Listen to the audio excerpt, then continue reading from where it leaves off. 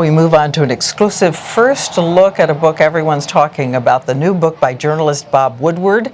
He calls it a kind of legal wiretap into the drama behind closed doors, the president and the Speaker of the House trying to broker a deal on the edge of a potentially catastrophic financial crisis. Here's ABC's John Carl. It was the president and the speaker. The talks were secret, and Woodward says the stakes higher than anybody realized at the time. You talk about it as essentially the 44 days that were the equivalent, the financial equivalent of the Cuban Missile Crisis. It's so serious that they couldn't tell the world how bad it was at the time. In The Price of Politics, which will be published on September 11, Bob Woodward gives a blow-by-blow account of the effort to reach a so-called grand bargain, spending cuts and tax increases to cut the deficit.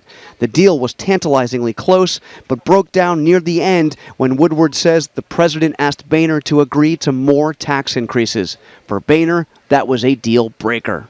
He wasn't going to get a damn dime more out of me, Boehner told Woodward. At a critical juncture, Boehner didn't even bother to return the president's phone calls. When they finally connected, Boehner tells Woodward the furious president was, quote, spewing coals.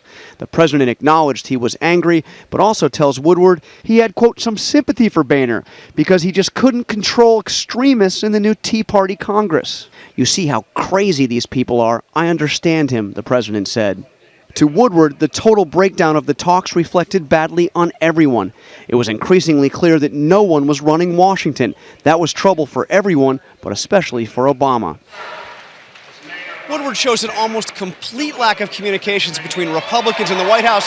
In fact, Diane, when Republicans won the House in 2010, the president wanted to call John Boehner to congratulate him, and nobody in the White House had his phone number.